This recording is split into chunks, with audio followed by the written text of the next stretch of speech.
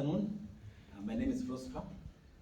I'm going to talk about promoting sheep farming by introducing more productive breeds for sustainable livestock for development in Burundi. Why this topic?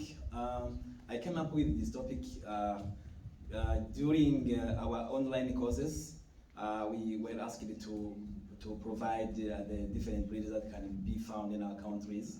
And when I was doing the research, I didn't find just one breed. And I have been also motivated to do so because when I was here, I visited many farms of sheep where I saw many breeds, and the breeds were very performant. And also in the agriculture show, we saw many breeds of sheep that are more performant. So I really, and also in the restaurant, I used it to eat for my first time the eat of sheep, which was very delicious for me. So I really see the advantages of importing the new breeds and our countries to revitalize sheep. The outline of my presentation, I talk about introduction, aim and objectives, methodology, results presentations and analysis, result discussions, recommendations and conclusion. Burundi is a country where more than 90% of the population live from agriculture. This is the section of the Ministry of Agriculture and Livestock. About 67.5% of households are own animals, and livestock contributes to 14% of the national GDP. However, despite this importance, sheep farming is almost ignored by most of farmers for reasons not yet identified. Only 11% own at least one sheep, which is fat-tailed hair breed. This is the existing one from several years. Why sheep farming is it ignored? Are there more performed sheep breeds than the existing breeds that can adapt well and be introduced for sustainable livestock development as a source of income in the country?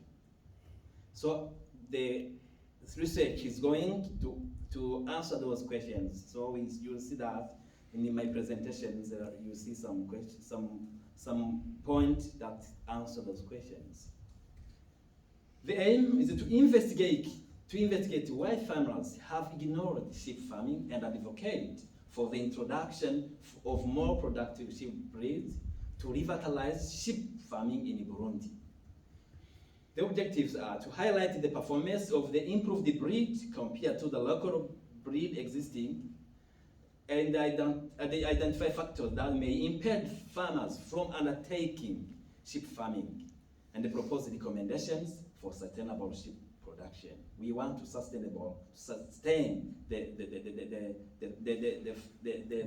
farming of animals like sheep, because sheep was ignored, as I have already said. Methodology, I use the secondary data collected from different reports of the government, surveys, evaluations, and also primary data. I conducted a survey whereby I consulted 50 farmers, 20 males, 25 males, and 25 females, and the qualitative data from interviews.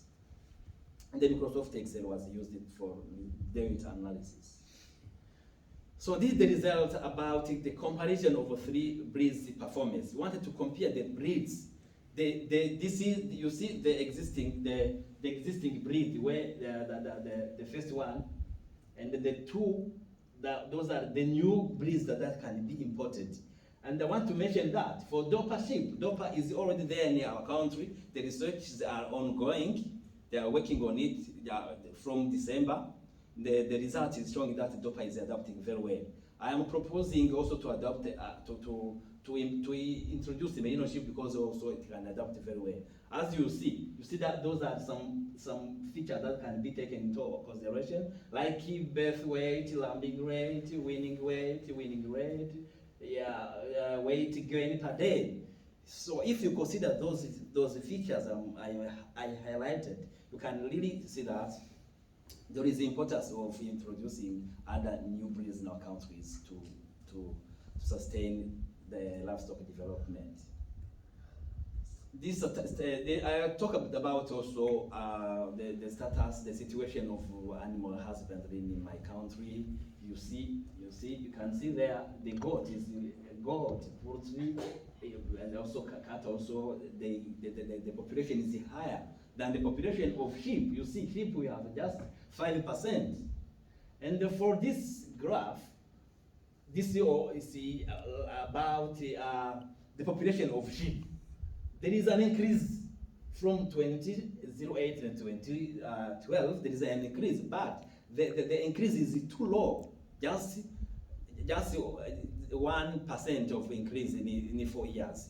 You see, and also if you try to compare the population of sheep in my country and the neighbor countries like Kenya and Tanzania, you will see a big difference. This is the survey. These are two different questions I asked. The main reason of these questions was to know where farmers took their income. You see, for example, in the last question, 100%, they say that, they mention that they rely on animal and agriculture production as their income, which means that we need to focus our effort on increasing the number of livestock, the type of livestock, to continue to support them to increase their income. Also, I want to know whether they can eat meat of goat, no, of sheep or not. You can see that many farmers respond that they can eat sheep. Just number E. Farmers who respond that they eat sheep meat is 96%. You see that there is no reason for not rearing sheep. Okay, here I want to see the factors that may impede farmers from sheep farming. No special factor that can be mentioned. Just see, you see, at the final financial mean is not enough. 70% say that they can rear a sheep, but they are limited by the financial mean. You said just a few people say that I don't know how to produce, I don't know how I can buy it, I don't prefer it, I don't like it meat. Just one factor that has been mentioned. This is about the limitation of finance. Discussion. The findings from the research shows that Delta and Merino sheep are more performing than fertile hair sheep. According to research undertaken on station in Kenya 2020, Dopa and Merino sheep appeared more performing than the existing one in winning rate. The research on Dopa sheep, already introduced in Burundi from December 2023, shows that Dopa can adapt well in Burundi, as from 13 imported 22 lambs are already born in one diet.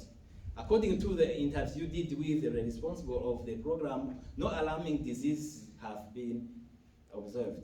The survey showed that no specific factors that impede farmers from rearing sheep. Only 70% mentioned financial limitation to rear sheep. Furthermore, some communities members in a discussion carried out by extension worker mentioned that there are beliefs still hidden that may prevent farmers from sheep farming. These are some recommendations. Institutions in charge of livestock research to undertake more researches on other sheep breeds like merino sheep and other breeds. There are some breeds that can be found in Kenya. Those breeds can adapt very well in Burundi because climate, we have almost some resemblance in terms of climate. Ministry of Agriculture and Livestock to supply sheep as of the days to diversify type of livestock for household resilience, or provide incentive for those who are promoting sheep population. NGOs to contribute to promoting sheep farming. Like in my organization, Ripple Effect, when I will go back, we try to see how we can integrate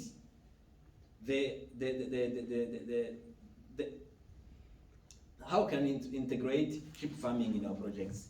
Because it can contribute significantly to increase the income for farmers.